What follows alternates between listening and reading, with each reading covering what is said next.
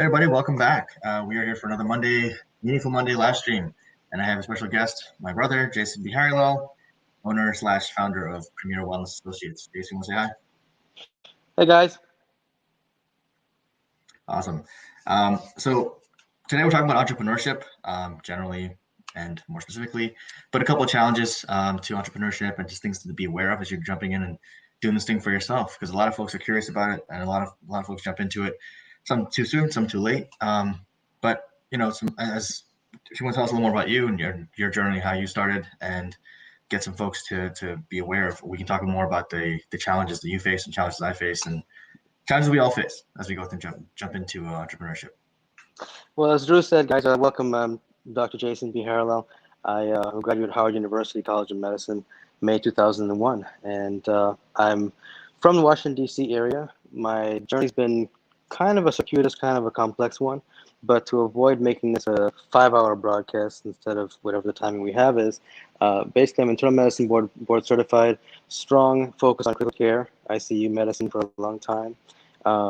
Couple different challenges that I've faced physically in terms of having had neck surgeries and back surgeries and that kind of thing. That actually pushed me into entrepreneurship. But I do own a company called Premier Wellness Associates. We focus mainly on wellness, aesthetics. We have IV therapy. We also have a personal injury section as well. And so primarily what I'm looking at is the preventive aspect, the wellness aspect, making people their highest and best selves. And as Drew mentioned, there's a ton of challenges that we'll be talking about today. Awesome. So I had this actually just a topic came out of a conversation I had with one of my mentees about entrepreneurship, and it's one of those things where it's you don't necessarily see all the challenges up front, and you get caught between perfectionism and just jumping in too soon. And so where's that balance? I mean, for you, where'd you find that balance, Jason? Really, I don't know that there always is a consistent balance because life is that way, right? In terms of what you do in your coaching, I'm sure you have a lot of people that you talk to about the equilibrium. And the equilibrium, if you remember chemistry or anything in physics, that double arrow doesn't always have an equal level of one way or the other. So I think it's a matter of rolling with the punches. As far as looking at timing and challenges I've faced or what the right timing is, it really has to do with your passion. It has to do with your calling and your journey in life. And in terms of me, I always knew I wanted to do something on my own. Being a physician, we're trained to be leaders, especially coming out of Howard. We were always trained to be leaders. And we're the top of the food chain. The buck stops at us. So I had a problem with being employed, to be very frank with everyone. I am not employable. I don't think I ever will be. Because when you're competent at what you do, when you're passionate at what you do, it's very difficult to take orders or feel like you have to take orders from people who are less knowledgeable, less competent, less adept, less passionate at what you want to do. And that proficiency, that passion, that experience comes with a degree of it's misinterpreted as hubris, it's misinterpreted as arrogance. It's really just saying, you know what, in my heart, I know what I want to do. I know how I want to do it.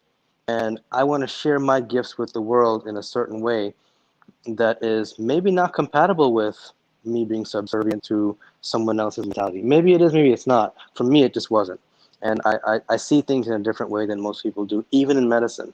And some of my colleagues will tell you that as well. So for me, it was that. I existentially, so to speak, to kind of bring that in there as a little bit as well. My neck surgery, my spine surgeries are disabilities, but I also see them in terms of being blessings in a way, because I was disconnected with the things that should matter to me. And we're talking about entrepreneurship, so I'm not going to get too far off track. In terms of the fact that how it relates to my business, it forced me out of the hospital. I was in a hospital setting where I felt stuck, and a lot of people do feel stuck. A lot of folks feel like, well, I need this job to pay the bills. I have to make ends meet, and yes, absolutely you have to, absolutely you need to. But it was a leap that I'm not sure I would have been able to make without having had that little push or that big push when you've had spine surgery. And Drew, you were there for that, in terms of seeing what I went through, being out of work forcibly for 6-9 months, having to actually not up to this point, not being able to work as much as I would like to, as much as I used to. And so I was pushed into it by, if you want to call it the universe, God, whatever. And so I had to do something, but it was good for me because it gave me the push I needed to make that leap, because there's no other choice. You have no other choice but to leap from the burning plane, and whatever happens, happens. Fortunately, I was able to kind of pull up a bit, and along the way, there's a lot of times where I know I've thought of, God, what am I doing? Do I need to shut this down? Do I need to quit? Do I need to just change fields altogether, go back in the hospital? What do I do? And that's a choice that each person has to make on their own. But if there's anything I can tell people is that if you have the passion, just continue and keep working at it. If you find something's not working, find out why. And I surrounded myself with people that had done a degree of what I did or a version of what I did in their own passions. And I think it's important to have that network too. Yeah, no, I mean, you said a lot there, and I think that's the couple things I want to highlight. One being the feeling of being stuck, right? That feeling of feeling like there's not a place for you in that world. I think a lot of folks can relate to that. I think, you know, not everyone is meant to work a 9 to 5 or 8 to 4 or whatever, 8 to 6 or 10 to 10 or 6 a.m. to 12 midnight, depending on what field you're in. And so that's one part of it. But the other part of it, I think, is the other thing you said, which is talking about things like the feedback, right? And then you didn't say the feedback wasn't your word, but it was really seeing why things are not working, investigating the why things are not working for you, whether you're an entrepreneur or whether you're in that employed situation.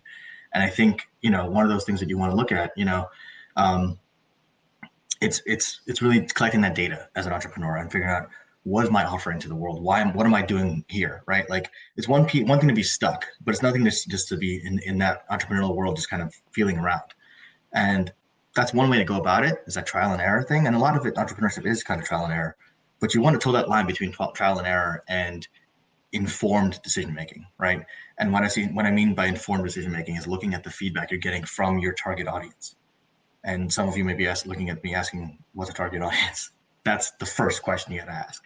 Well, second question. First question is, what's the problem that I'm solving as an entrepreneur, right? And that's more obvious to some than it is to others, right? What problem am I solving? And it could be a couple different problems with the same product or same service, same offering. But what problem am I looking to solve here? What problem am I looking to fill that gap? What gap exists in society and people's lives?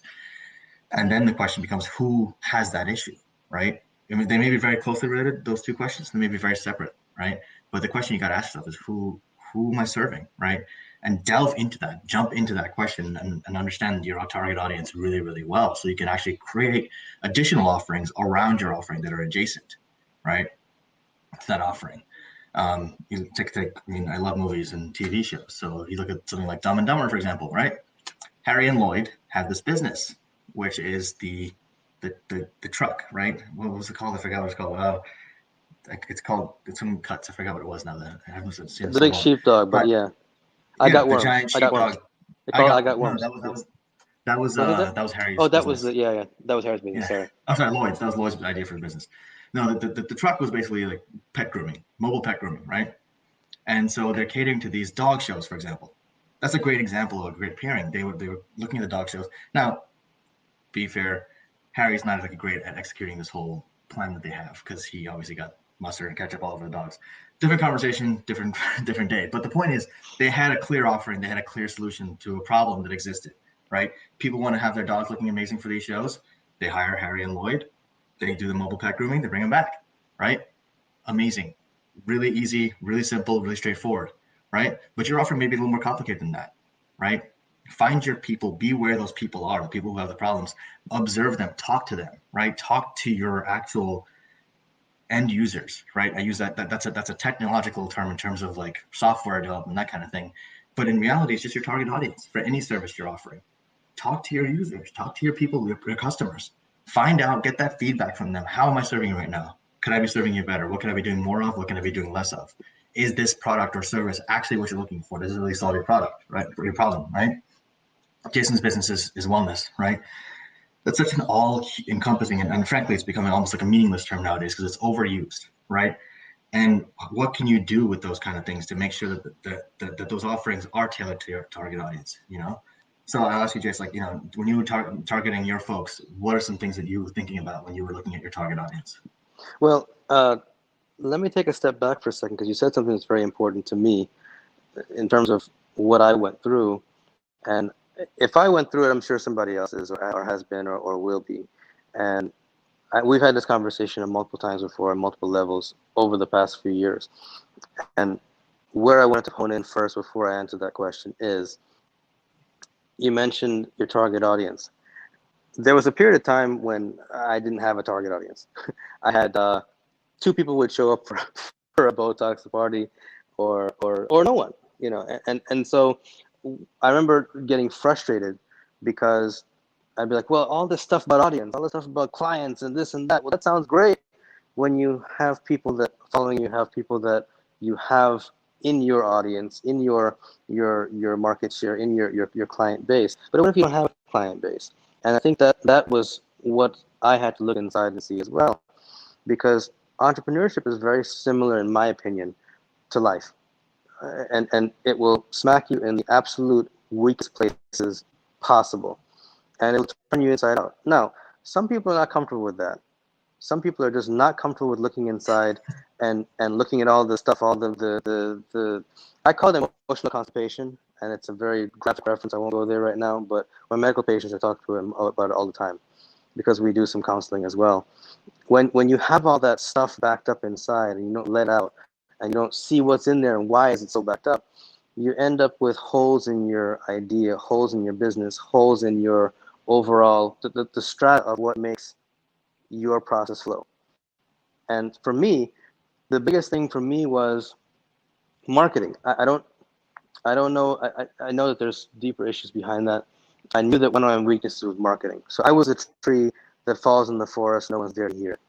So who's going to see this great big tree fall, or this whatever kind of tree? I don't even know what kind of tree it is until I get somebody to see the darn tree. And so, well, in the last 20 years, you've gotten a little bigger in terms of, muscular mass. You were a little smaller before, but you've gotten, you filled out. Just a little bit. But if you look at the for me, my issue was not, and again, with all humility, mine was not one of competence. It was not one of passion or drive. It was not one of, do I get, awesome results? Do I get patients to really like what I do and appreciate what I do, whether it's counseling, whether it's wellness, whether it's IVs, whatever it is, whether it's training at the gym. But my issue was getting people to see this is what I do. Hey, I'm here. Hi, that was my weakness, and it continues to be. So what I ended up having to do was find people who that's their passion, and I didn't have that step. I didn't know what to do. I sat there and I was frustrated and helpless for the longest time, just saying, God, I wish I had a Botox party every month. Now I have one every other weekend. And aside from COVID, not now, but before COVID, we were backed up for literally, we were booked up, for literally 10 months. In March, we were booked until November, and for Botox parties. And I had wished and visualized having just one a month, and we were having 3, 4, and it was too much for me, even admittedly speaking, to do that.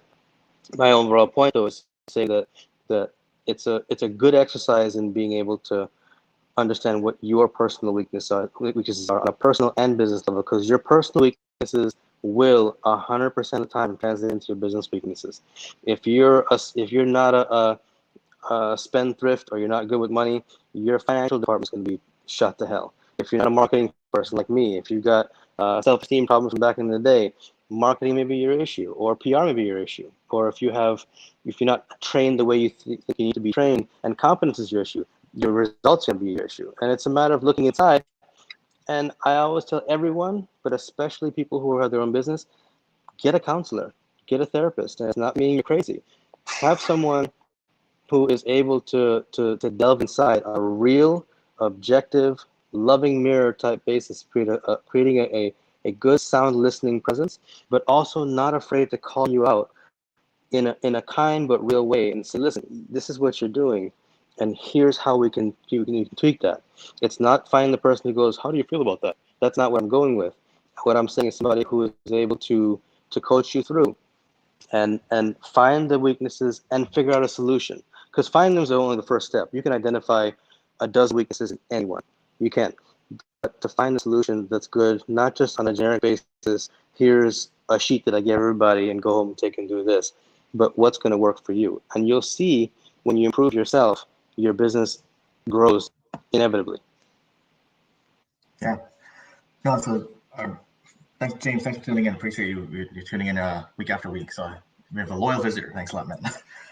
But James had a great question. So the thing called the Peter Principle, and he defines it for everyone, so you can read it for you. The Peter Principle states that you can rise to the level of incompetence, your highest level of incompetence. This is extremely famous in corporate America.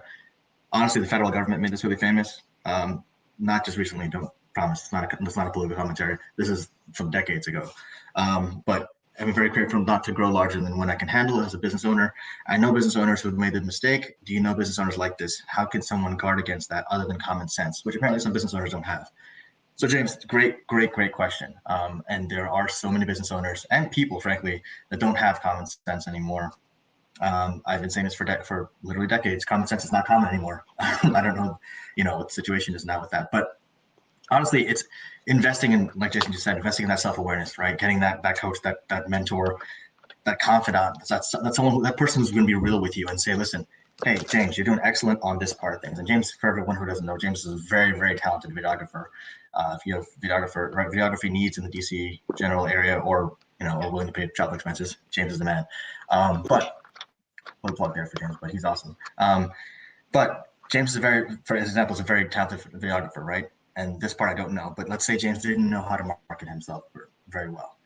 Now, the Peter Principle, as it applies to entrepreneurs, has many different applications, right? One of which being that you're not going to necessarily be able to leverage your strengths effectively because you're going to keep focusing on your weaknesses, right? And that's a time suck, energy suck, and money suck, and business suck for an entrepreneur, right? You can't afford as an entrepreneur to take that time and it is actually wasting that time. There's a difference between spending time and wasting time. And entrepreneurs cannot afford to waste time. I tell every entrepreneur that I coach, every person that I coach, frankly, that people say time is money. Time is not money. Time is infinitely more valuable than money because you can always make another dollar. You can never make another minute, right? So if you can't leverage your time effectively as an entrepreneur, that Peter Principle is going to come back and bite you in the ass because you will keep rising to the highest level of your incompetence will let you. You will be incompetent, you will be incompetent in marketing, for example, as like Jason said, right? Instead of being competent in the business you're in your subject matter area. So as an entrepreneur, you have to know how to invest your money. That investment, the difference between expenditures and investments, our investments have returns. There's a return on the investment. Expenditures are just expenditures. You have expenditures, you have things you have to do, cost of doing business, etc. Right? But then you have investments. Return on investment is extremely important, and that's what makes it an investment. Like hiring a marketing professional, like hiring a bookkeeper, like hiring a CPA, right? People who have the expertise that you need, that you can leverage as an entrepreneur. But the real way to invest in that is really to invest in self-awareness, right? Whether it's journaling, even for yourself, if you don't have a whole lot of money to do it, it doesn't cost a whole lot. $10, buy a journal, right? Or you can talk to Alina Liao, who has awesome custom journals she makes for herself. She's not paying me for this, I promise. Neither is James. But she makes them herself, and zenitjournals.com. Awesome custom journals, really, really cool. And they're great gifts, but in general, journals are amazing ways to keep track of yourself and to notice your difference, the growth that you're making all the time, right?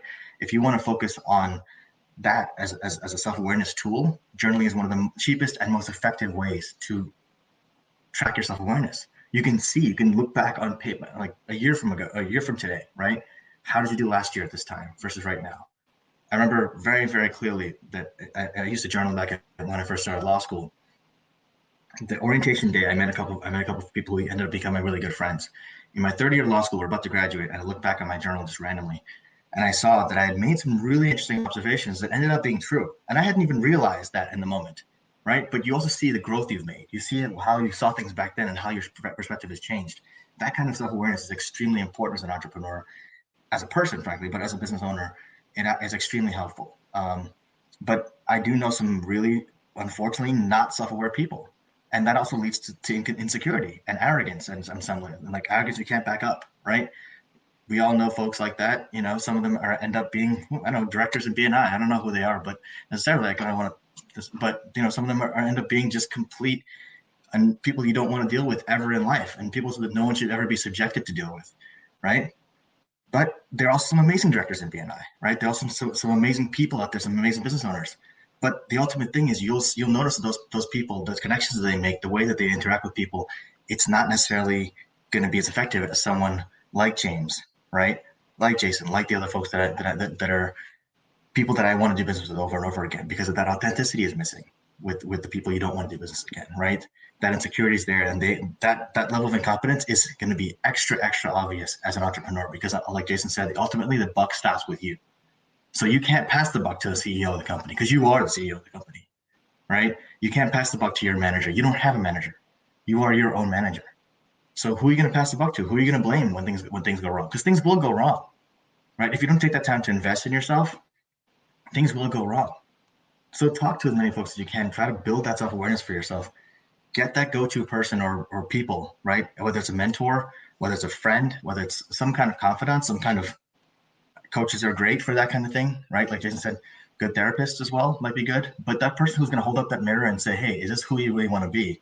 Here's how I'm seeing you. Here's how I'm receiving what's coming through. Is that who you want to be as an entrepreneur, as a person, frankly, right?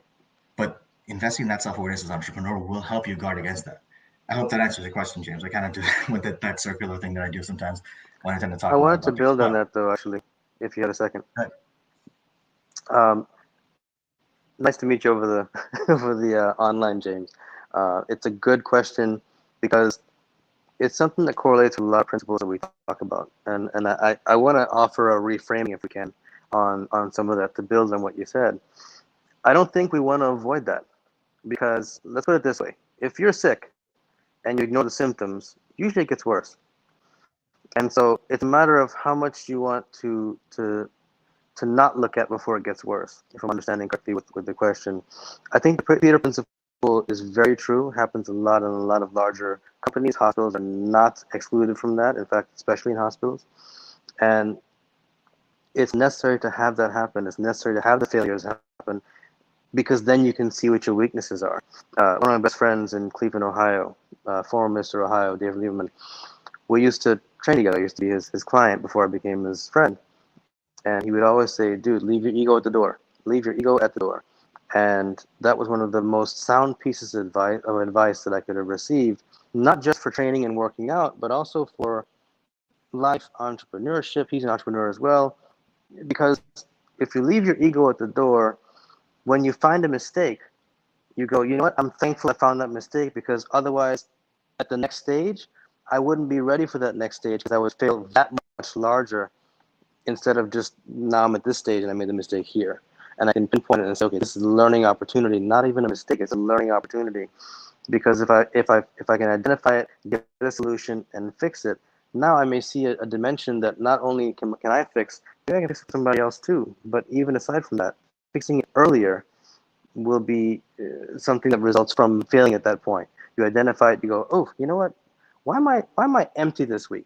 Oh, wait, you know what? I didn't market this week. That's what happened. My marketer is off, or whatever the deal is.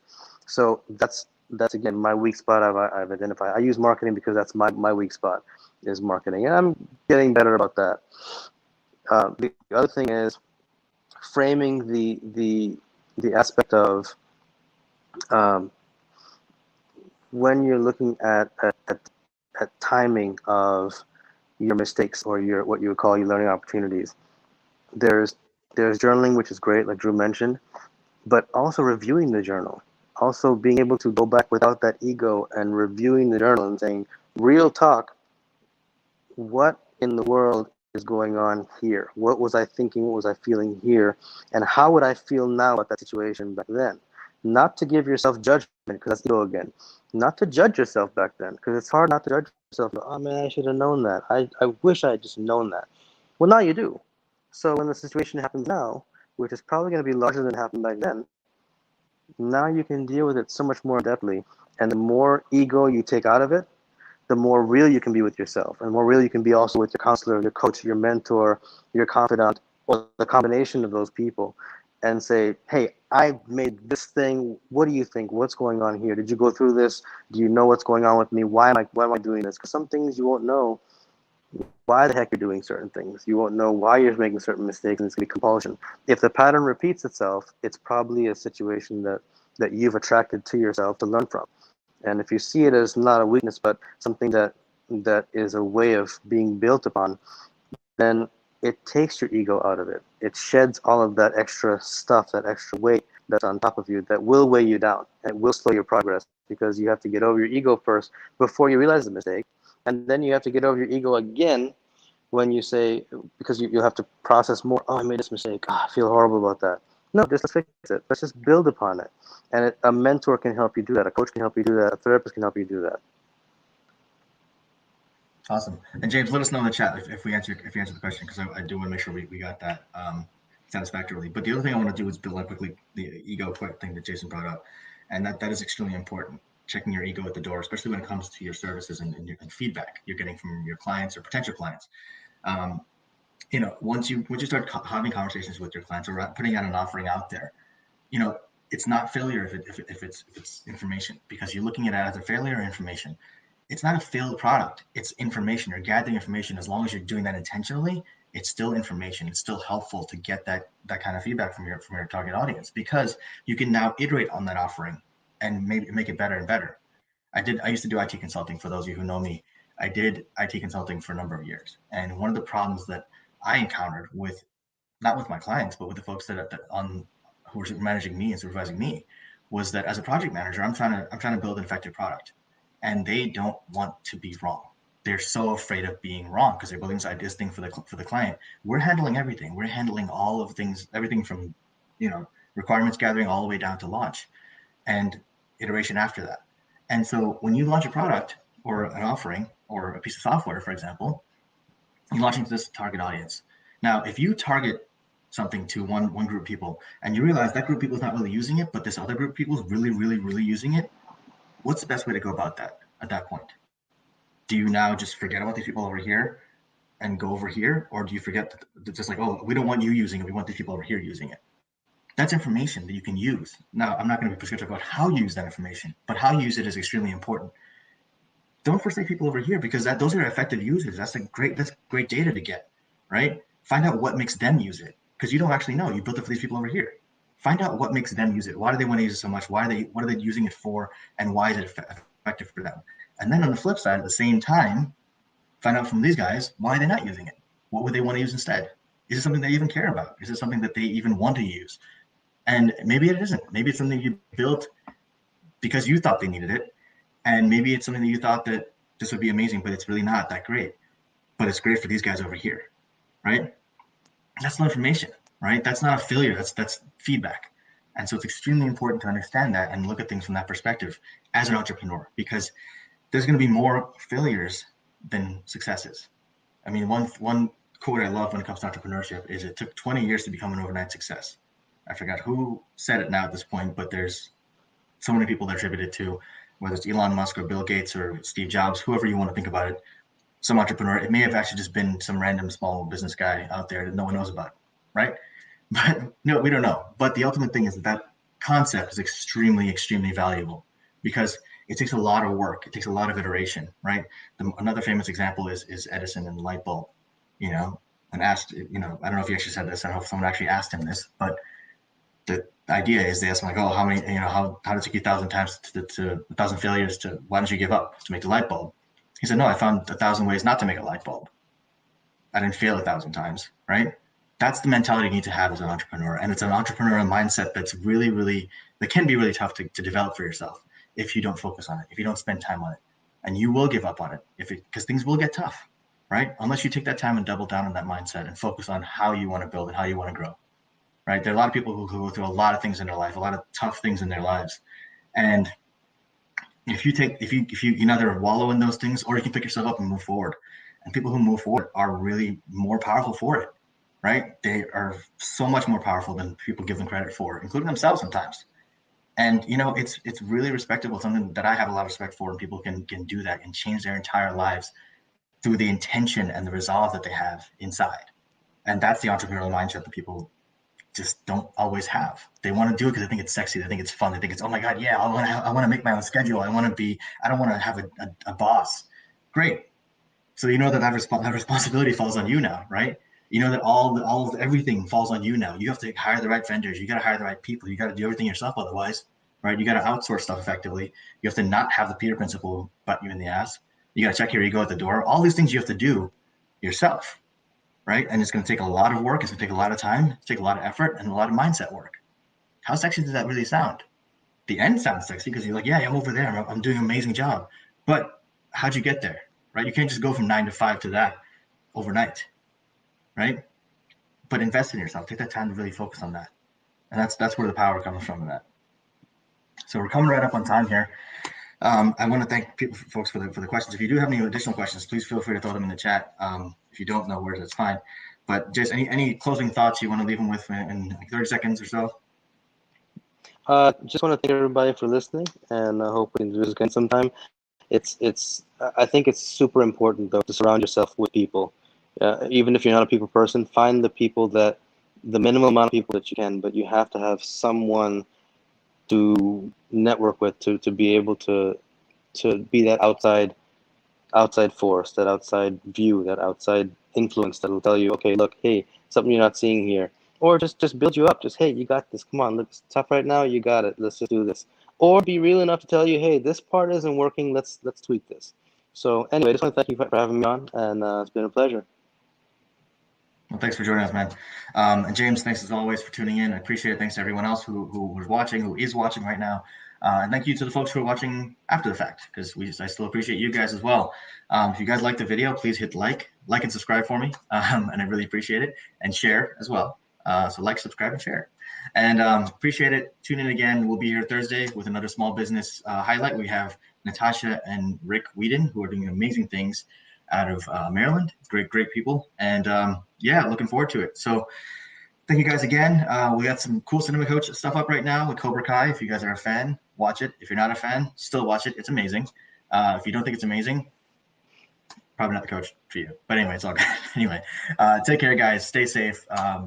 For those of you in the South who are dealing with this crazy weather that no one's ever in the South has seen for 100 years, be safe, drive safe. And those of you in the North, also drive safe. So everyone drive safe. Take care.